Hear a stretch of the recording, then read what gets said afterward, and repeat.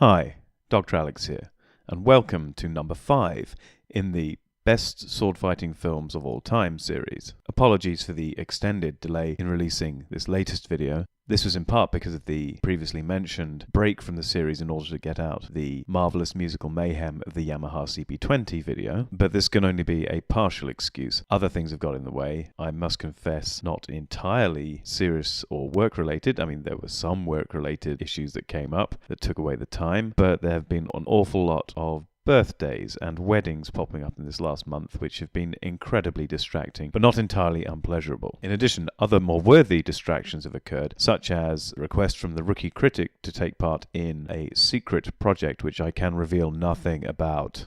Finally, before I launch into the review of the film itself, I'm going to give up any pretense at trying to predict how long this film is going to be. I've been so poor at predicting the length of the film at the beginning of the film that I just think it's a fruitless exercise. And so it will be what it will be. The length will be, I don't know, 6 minutes to 3 days. Who knows how long this film will be, but I'm sure it'll be riveting from one end to the other.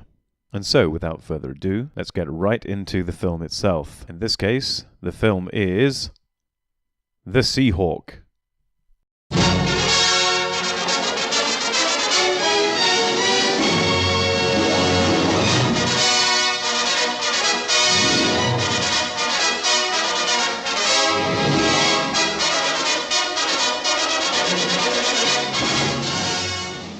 Now, in a departure to the usual format of these videos, I'm going to go straight into the music without even introducing the characters, or the writer, or any other cinematic aspects of the film prior to talking about the music. There is good reason for this. For one, the music will probably sound a little familiar to anyone who's been watching this series anyway. The score for the film and the title track was written by Eric Korngold, who also wrote the music for The Adventures of Robin Hood, and in fact you will probably hear thematic similarities and small passages that are, if not identical, certainly extremely similar between the two soundtracks. However, this is 2 years after The Adventures of Robin Hood, and at this point I feel he had reached his peak in terms of the strength of his scoring ability. The soundtrack is instantly recognizable. In particular, it is immediately associated with pirates and piratical behavior, as can be seen here.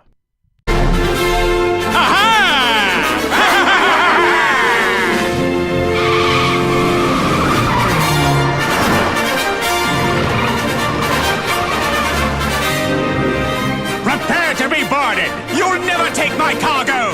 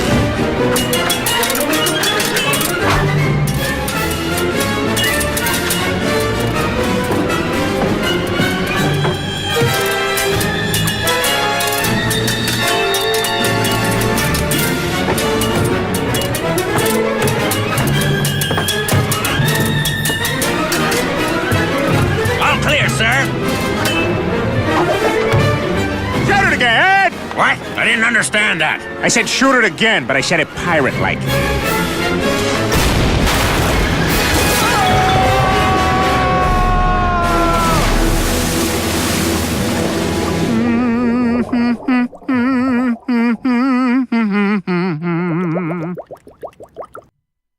The music is so strong, in fact, I feel that it has lifted this film higher on the list than it might otherwise have been. This is not to say that the film is in other regards a terrible movie. It is a good movie. It's a strong film. It has a strong script. Although in this case, although the title comes from a novel, and I will discuss this in more detail later, the actual script ignores the plot of that novel and relied instead upon a screenplay that was entirely original for the film. And while a screenplay is not necessarily weaker than a novel in terms of its narrative strength and complexity, I do feel that this story is not quite as complex as, say, Captain Blood, although it does stand above the adventures of Robin Hood. In addition, the sword fights in this film are fewer and briefer than in some other films in the series that have come below it, and the choreography is perhaps less ambitious and more enthusiastic, but not necessarily, from a fencing perspective, accurate. But again, this is not to say that either the plot or the sword fighting, or indeed the acting, we'll talk about that later as well, that any of this is particularly bad. It's just that the music has lifted this film, in my opinion, above where it would otherwise have sat. And if the music were missing, I would miss it. The film would still be good, but it wouldn't be the same. It would be like having Star Wars without the Star Wars theme. It would still probably have been a good movie. It certainly would have been groundbreaking in many different ways, but to have that music missing would have made me sad. It would be missed. Now bring you an adventure unlike anything on your planet. In the same way that if, for example, a beloved franchise or franchise is being handed to some talentless hack who could not traverse from one end of a narrative to another without getting lost, who may be repeatedly lauded by Hollywood and handed said beloved franchises to ruin with his sloppy talents simply because he did the right things at parties. Yes, that would make me sad. Possibly even sadder than if the music had been missing. And of course, we have seen that simply including a fantastic score, such as, for example, the Star Wars theme, cannot in and of itself lift an otherwise terrible film or films above the level of utter, unimaginative, incoherent trash. As if, for example, a film franchise or franchises have been handed to a talentless hack who had no idea how to get from one end of a story to another without getting lost, who was nevertheless repeatedly lauded by Hollywood and handed said beloved franchises to ruin with his sloppy talents simply because he did the right thing at parties. One final thing I will say about the music and the film score is that it is inspiring on so many levels. Not only does it instantly evoke the concept of pirates and the adventure therein, but personally it is one of the pieces of music I use to help get into the right mindset for fencing if I find that I'm distracted or I'm not performing at the highest level or I'm not even excited about fencing. Then I will listen to certain tracks. They're not necessarily from sword-based movies. They're normally adventure movies, and The Seahawk is the one track in particular that I will listen to over and above any other piece to try and get me into the right frame of mind to fence well with enthusiasm and with imagination. And so I think the music has been covered in enough detail, and it's time to move on to other aspects of the cinematography, the acting, prior to talking about the fight scenes themselves. And so, the next most logical thing we should look at in the film is, of course, the most important character in the film, and one which is so often overlooked by the casual observer. I'm speaking, of course, of Evil Monkey.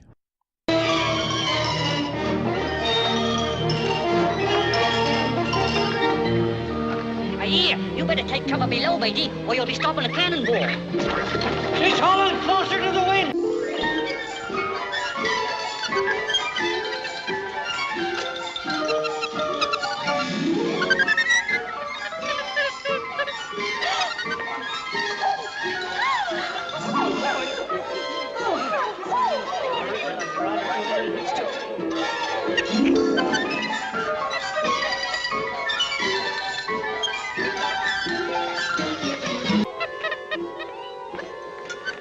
So that's where you'll be.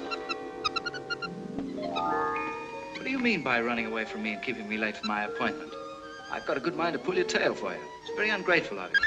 Do you realize how few monkeys have a chance to live in a palace? No, that's wrong, come to think of it. There's quite a few of you here already. However, after this, you watch your manners.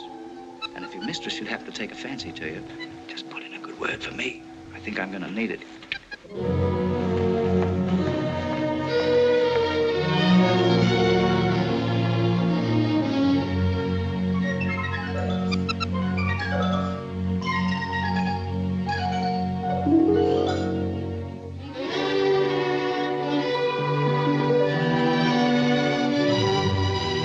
What's your excuse this time? My small friend from Brazil was so anxious to pay his respects to Your Grace that he selected his own method. Evidently more anxious than you when he paid my court an earlier visit. Oh, that's where he was. I was looking for him, Your Grace. That's why I was late. Why on earth did you bring him here? I thought he might amuse, my lady, which is more than I could hope to do.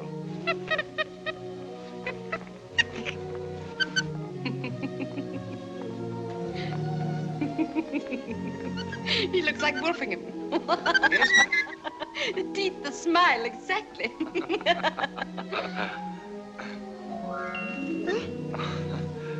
He's very friendly, madam. He won't harm you. You're a rascal, like your former master. But I'm fond of rascals. Some of them. This is the nearest we have to a tree. Prolonged behavior, sir. And now to... Get here. Land my men and supplies in pinnaces. We can camp in the hills until I find out from the natives when the caravan begins moving.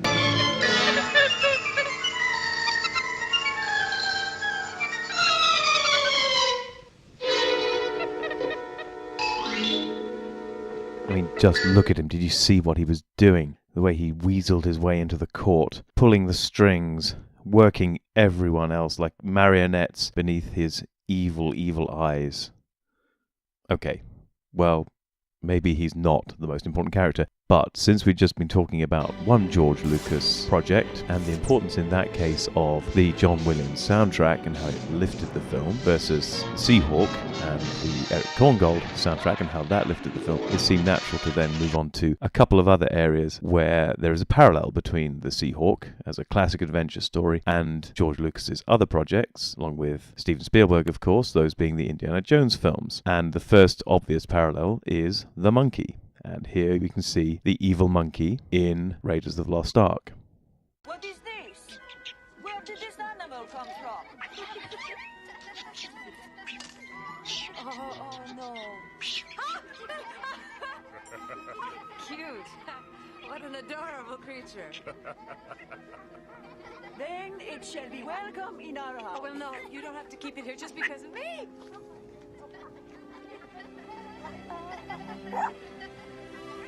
Need the monkey, huh? I'm surprised at you, Jones, talking that way about our baby. He's got your looks, too. And your brain. I noticed that. She's a smart little thing. Smart. Hey!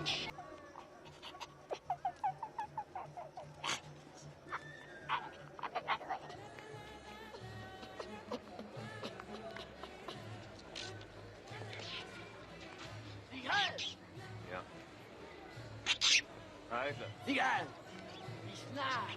Ja, ja.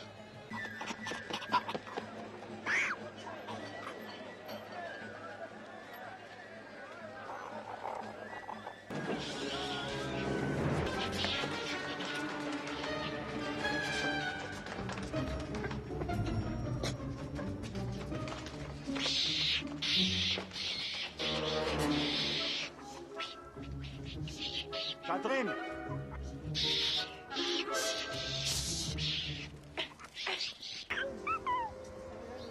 Dr. Jones, der Herr in der Bar möchte mit Ihnen sprechen. Kommen Sie bitte mit uns.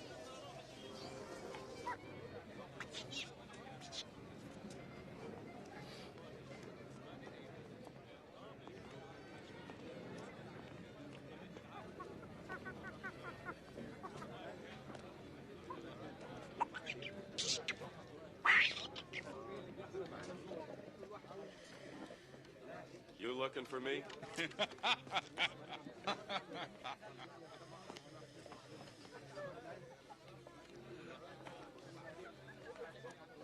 Belloc.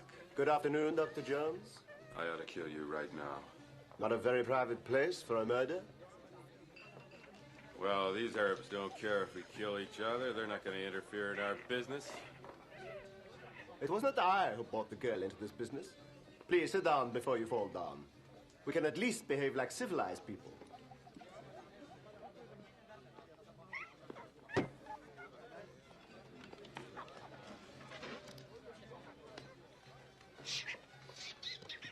I see your taste in friends remains consistent. How odd that it should end this way for us.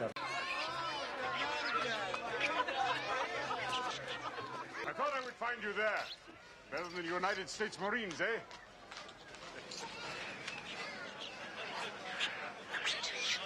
Life goes on, Indy. There is the proof. Anywhere. I tell you only what I saw with my own eyes. A headpiece like that one, except round the edges, which were rougher.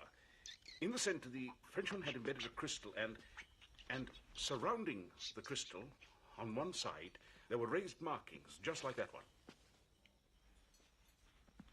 They made the calculations in the map room? This morning. Belloc and the boss German, Dietrich. When they came out of the map room, they gave us a new spot in which to dig. Out, away from the camp. What about the height of the staff, though? Did Belloc get it off of here? Yes, it is here. This was the old way. This means 6 kadam high. About 72 inches. Wait! And take back 1 kadam to honor the Hebrew god whose ark this is.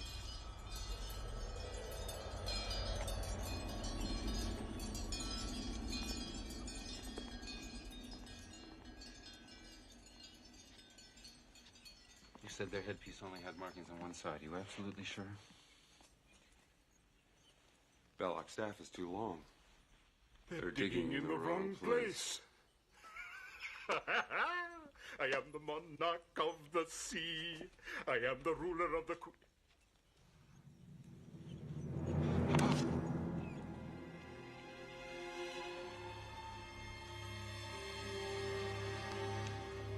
Bad dates.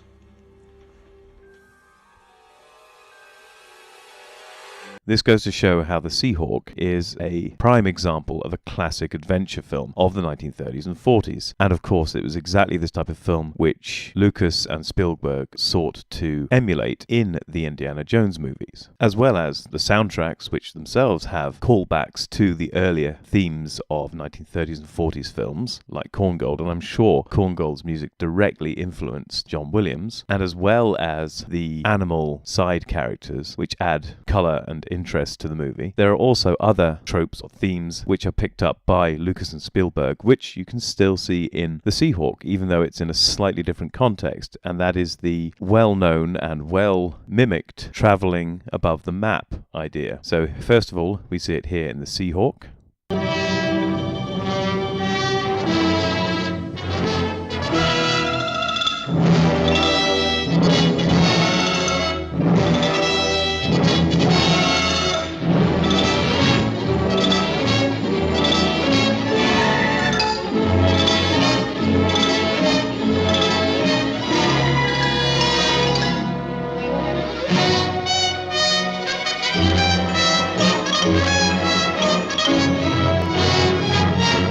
Now in Raiders of the Lost Ark.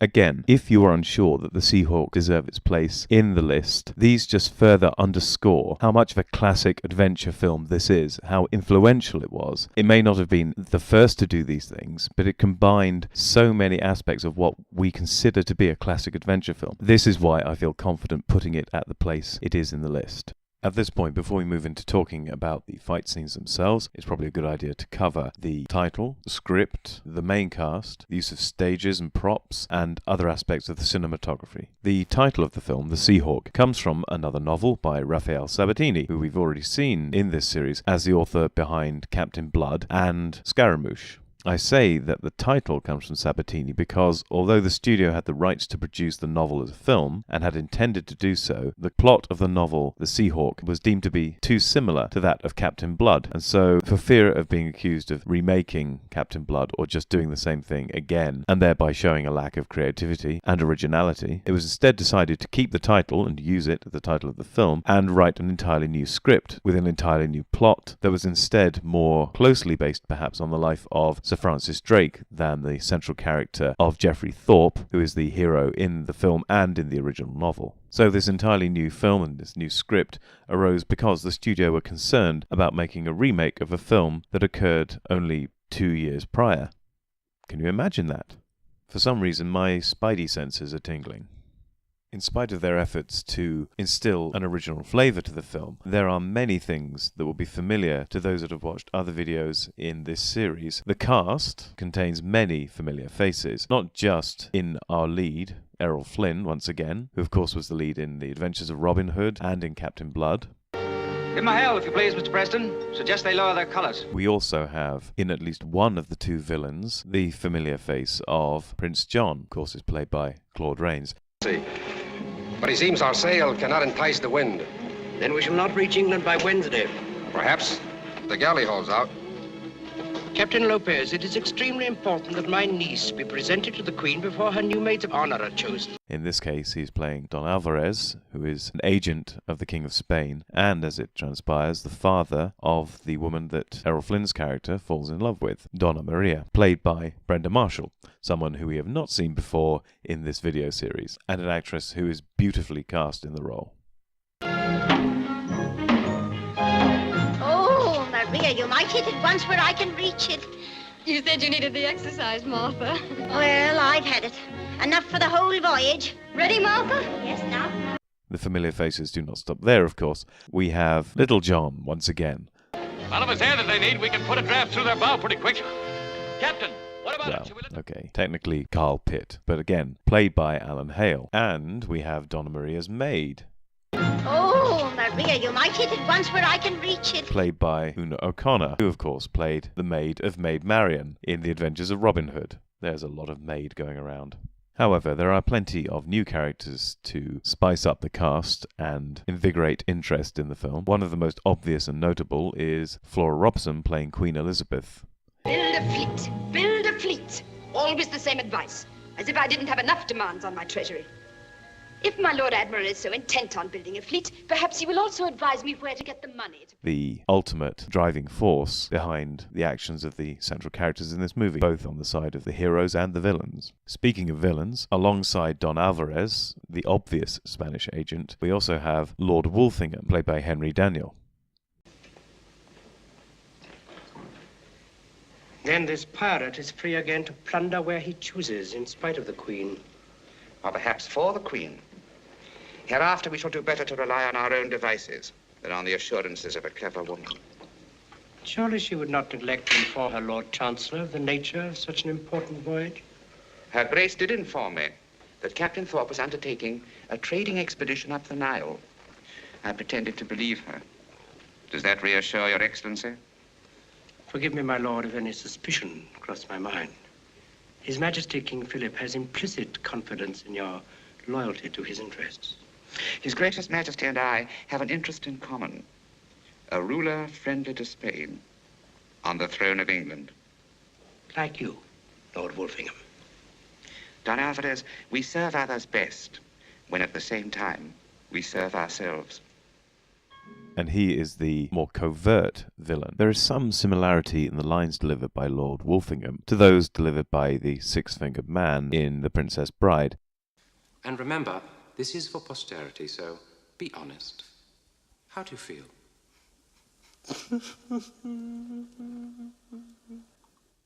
Interesting. And I do wonder if Christopher Guest was in some way inspired by the portrayal of Lord Wolfingham. Lord Wolfingham is working with the Spanish, with Don Alvarez, and ultimately with King Philip of Spain, in order to try and usurp the throne of England for himself as a sort of vassal state under the yoke of Spain. King Philip himself was played by Montague Love, and really is only seen in the opening scenes of the film, and is this film's palpy equivalent, directing his more active agents of evil to attempt to conquer the British Isles. The riches of the New World are limitless, and the New World is ours. With our ships carrying the Spanish flag to the seven seas, our armies sweeping over Africa, the Near East and the Far West, invincible everywhere but on our own doorstep. Only Northern Europe holds out against us. Why? Tell me, why? If you will permit me, sire, our depleted treasury, an army can advance only to the end of its purse strings. Nonsense. That is not the real reason, Peralta. Why not admit it?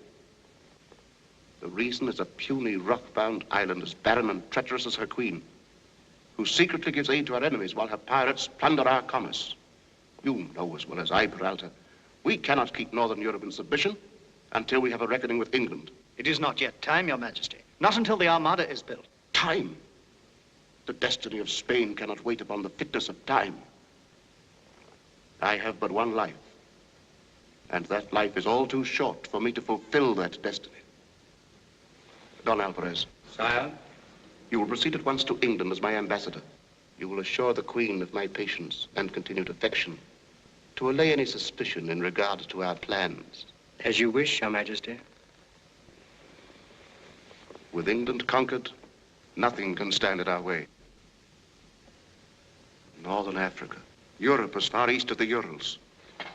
Then the New World, to the north, to the south, west to the Pacific.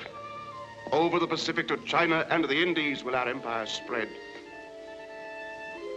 One day before my death, we shall sit here and gaze at this map upon the wall. It will have ceased to be a map of the world. At this point, it seems sensible to bring in the fact that this film was made in 1940, so World War II had already started, and there are obvious parallels drawn between the World War, which had already begun, although in 1940 it was still in its early stages, with the conquests of 16th century Spain and their obvious eyes on subduing the northern kingdoms of Europe, seen as an obvious rival to the power of Spain. The opening scene with King Philip highlights his desires to paint the map with the flag of Spain, and is obviously eerily reminiscent of the ambitions of Nazi Germany and Adolf Hitler to do the same, only in this case with a swastika. Returning now to our central character of Captain Geoffrey Thorpe, played by Errol Flynn. It is nice that we get to see a third outing from Errol Flynn in this series, because it provides an excellent demonstration of the fact that Errol Flynn wasn't just a pretty face, he was actually an actor. The character of Geoffrey Thorpe in this is significantly different from both the character of Robin Hood in The Adventures of Robin Hood and the character of Captain Blood in Captain Blood. Both Robin Hood and Captain Blood were quite dashing characters, at ease both in the company of men and women, and perfectly able to hold their own in terms of witty conversation with members of the opposite sex without any signs of obvious awkwardness. I mean, one character might show a little more irritation than another, but they were basically just as charming, just as clever, and just as smooth as each other. By contrast, Geoffrey Thorpe's character is much more awkward when faced with most women, except for Queen Elizabeth, where he seems more at ease, and some of the sailors on board his ship try and offer an explanation for this, as we'll see in this little clip coming up soon. But this character gave Errol Flynn an excellent opportunity to play a slightly different tone, where he's still dashing, but he's a little bit more straight-laced, and with his crew, although he has some latitude, he's a little bit more authoritarian than you see with either Captain Blood or Robin Hood. On the flip side, you never quite get away from the basic Errol Flynniness of it. He still is charming, he still has a sense of humour, his character, particularly the dialogue he has with the evil monkey, but it is nice to see a character here with a different flavour. And here now, we'll show the clip of Geoffrey Thorpe's awkwardness when he's trying to converse with Donna Maria, who is essentially, but not entirely, his captive on board ship, having just sunk the ship from Spain that they were on.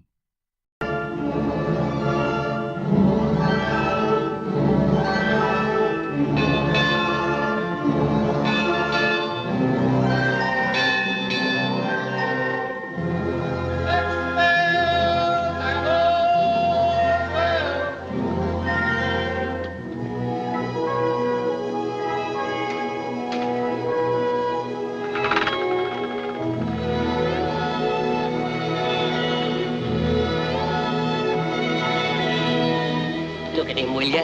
He's as tongue-tied as a schoolboy. He's always the same when he has to talk to a woman. Him what's taken whole fleets of Spanish ships can't trade words with the slip of a girl. I can't figure him at all. Ship's the only thing he cares about. He hates the sight of blooming women. Not the Queen, he don't. I hear Her Majesty's the only woman he could ever talk up to without his knees buckling. That's different. Man to man, I calls it. Here, come on, get on with your work. What are you standing there?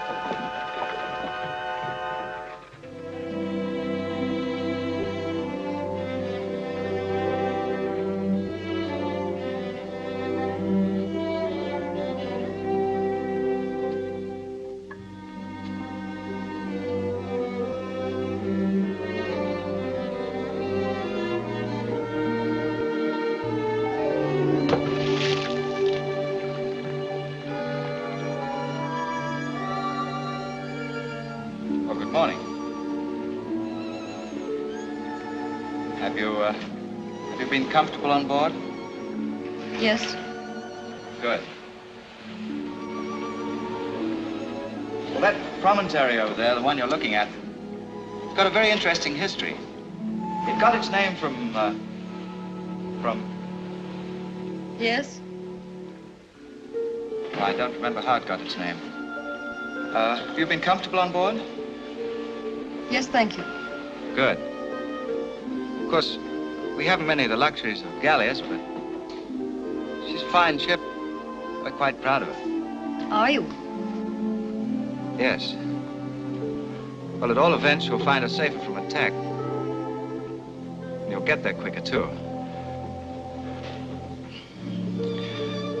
We've an old proverb in England that says, those who sail without oars stay on good terms with the wind.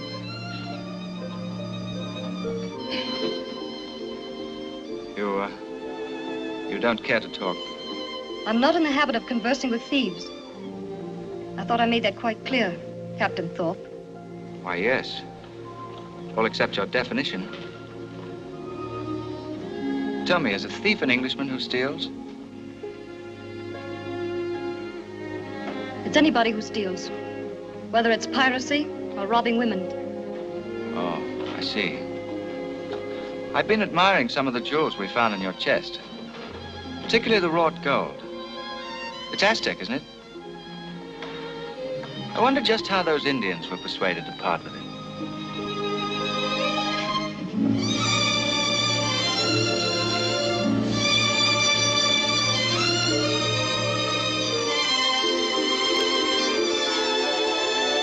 Speaking of his humour, there is a similar scene as with Captain Blood, where when Geoffrey Thorpe is waiting in the jungle with Pitt, where they're about to ambush a caravan of Spanish gold, he is obviously a little irritated by Pitt's complaining, and, well, I think I'll let the clip run and speak for itself.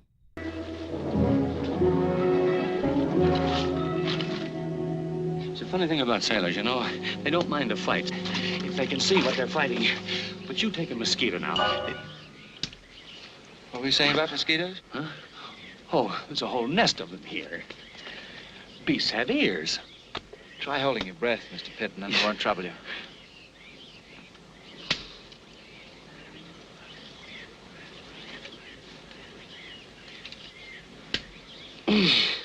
Better? No, I'd rather have the Spaniards. Hold it longer. One final thing I'd like to talk about before moving on to the fight scenes themselves is the beautiful use of stages, sets, and models all woven together to give these glorious images of life aboard ship and the spectacular horrors of battle at sea in this primitive naval age. Captain, you heard the order. With your permission, sir. I'm still the captain. Yes, of course. My mistake, Captain.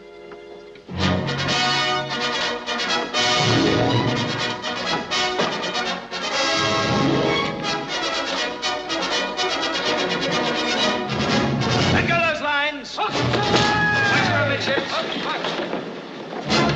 Scott, aye, sir. I'll have all sails trimmed, if you please, Mr. Scott. Aye, sir.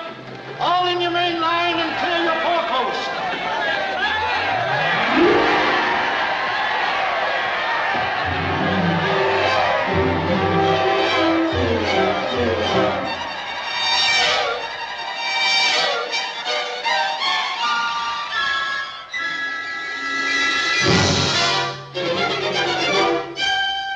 Quartermaster. Aye, aye. Hold her steady as she goes. Steady as she goes. Steady as she goes.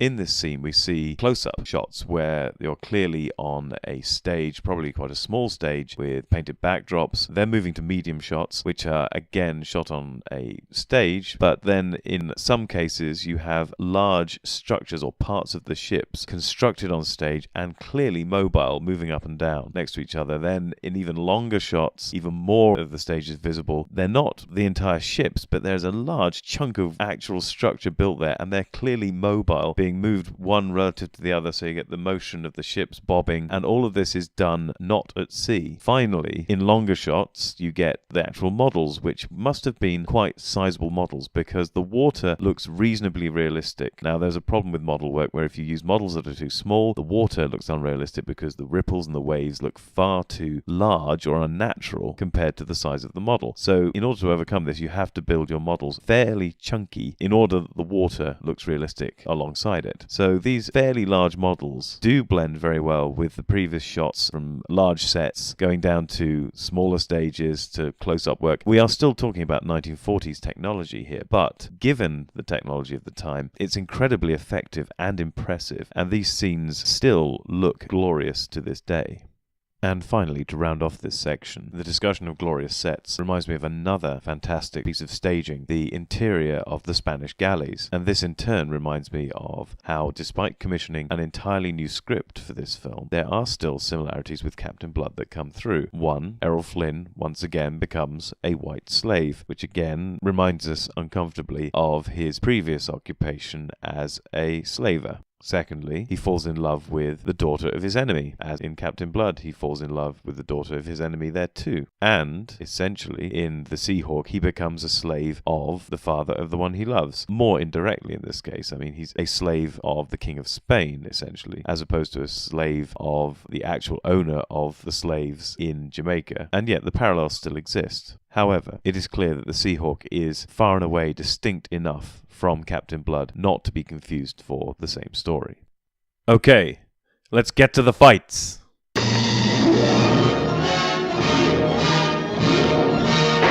the side, men! Borders away!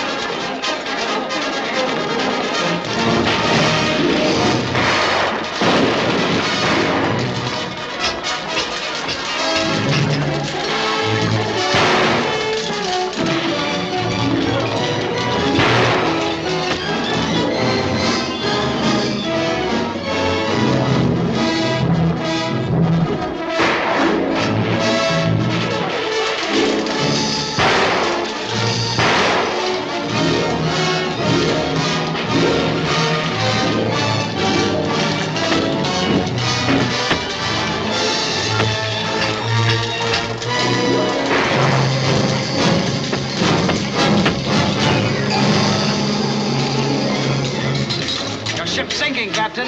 Then we shall drown together. Brave but impractical. Now, we English are practical people. I've no intention of drowning with you.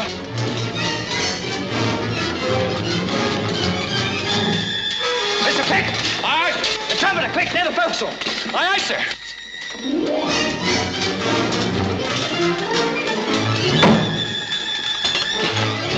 Time to surrender. Hurry. While there's still breath in your belly.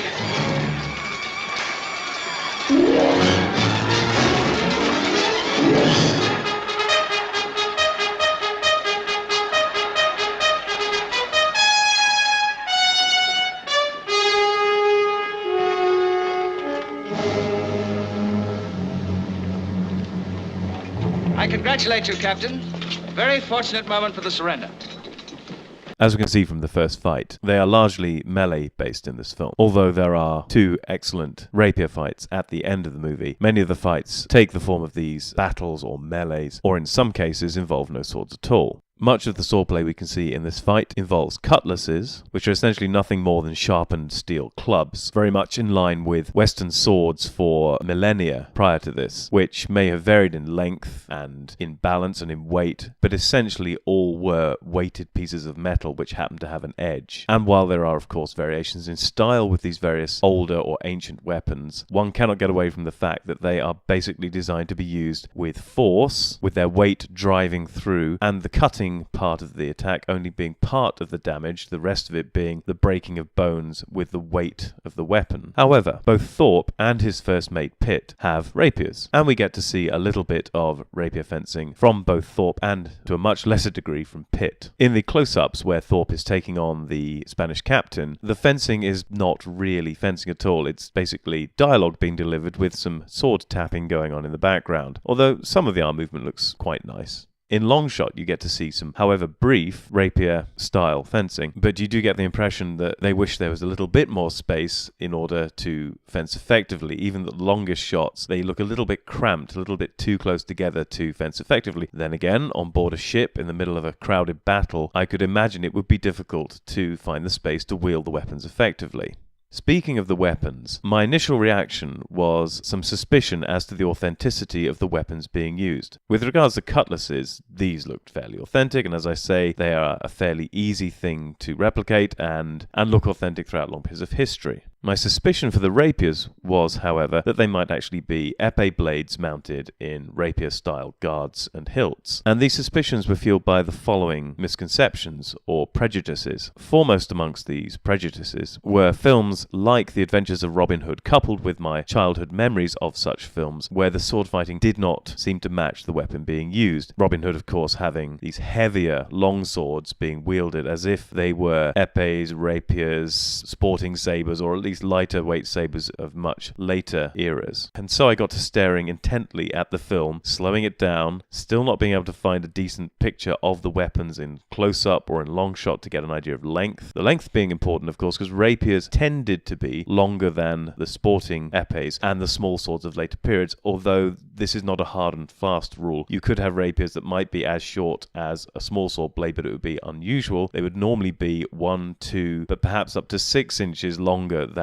a small sword blade. And trying to ascertain the length of the weapon simply by looking at the film in long shot was very tough. However, I did eventually come to the conclusion that from the way they were wielded and the reach that they had and the slightly more expansive movements that were being generated by the fencers, or the lead characters in this case, did seem to indicate that the weapons were of a length with rapiers of the time of the Elizabethan period. But, as I say, this is very difficult to tell from watching the film. What would have made me happier was if I could have seen the blade cross-section or some indication of the blade's shape. And this is where I had to go and search out clips in very high definition and try and slow them down and pause them. And eventually, I think I satisfied myself that Thorpe's blade is of a fluted rapier blade design, or a fuller design, as it is called in this blade cross-sections image here, to the extent that I believe Thorpe's blade throughout most of the film is a fuller blade or a broad fuller blade. It could be a double fuller, but the picture quality, even at the highest definition, is hard to make this out. By contrast, I think that Wolfingham's blade looks to be a diamond cross-section rapier blade. Again, there seems to be no channels or channel running down the center of the blade, and it looks to be a different design, which is a nice feature. There's no reason at all why they should have the same style of rapier. Rapiers being very much a personal preference or a style of instruction dictated choice.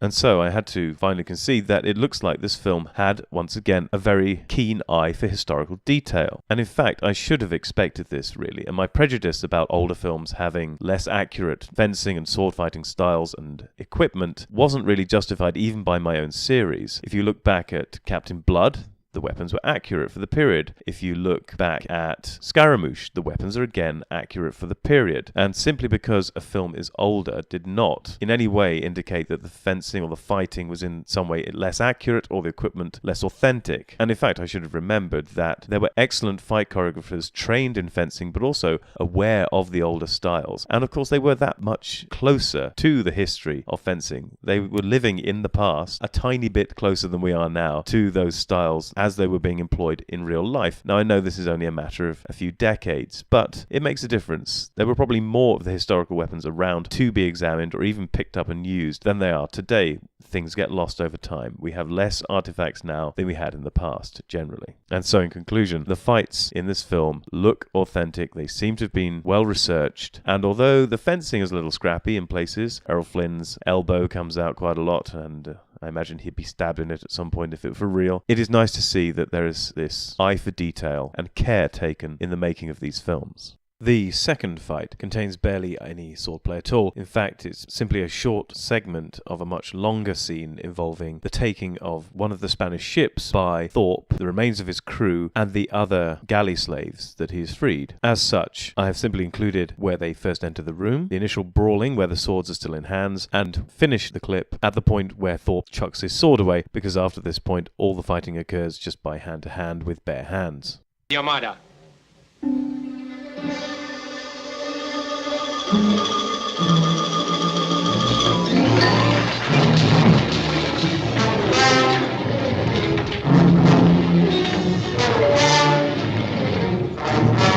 The third fight scene, in contrast to the second one, is far more in line with what we might expect for a sword fight in a sword fighting based movie. In this case, Thorpe is confronted by the palace guards of Queen Elizabeth and has to fight his way through them because he's perceived as an enemy of the state and yet has to reach Queen Elizabeth to deliver his message about the impending armada.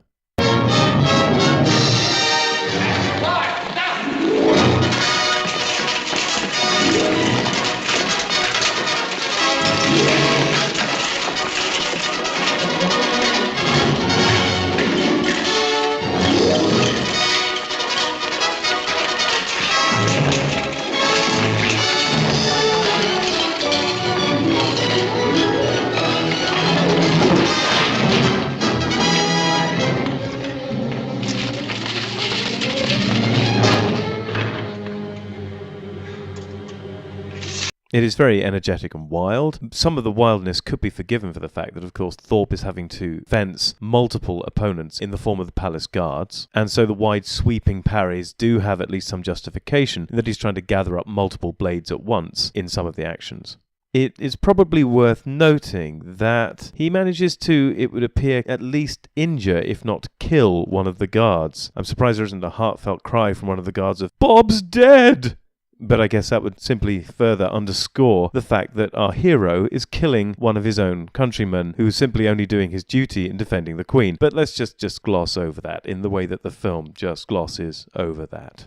And finally, the fourth fight scene is the big boss fight. As such, it is very reminiscent of the big boss fight in The Adventures of Robin Hood, only in this case significantly shorter.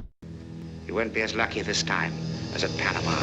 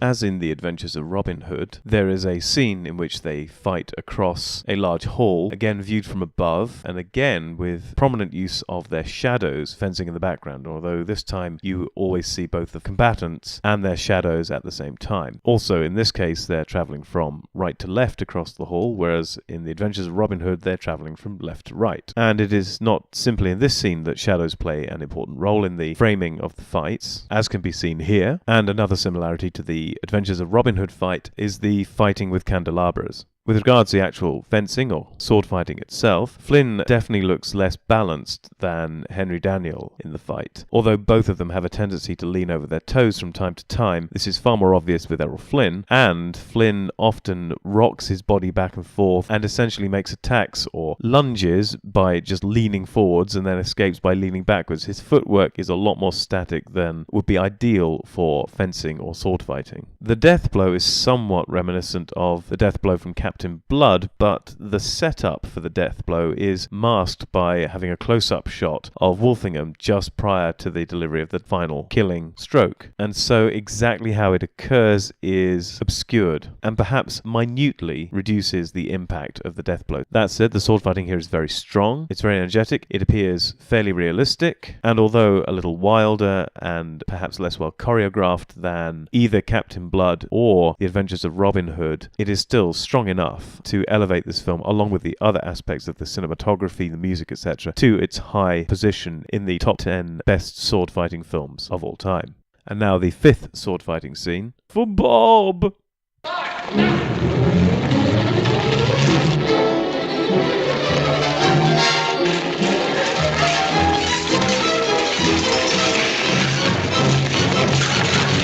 Stop it! Stop it, I tell you!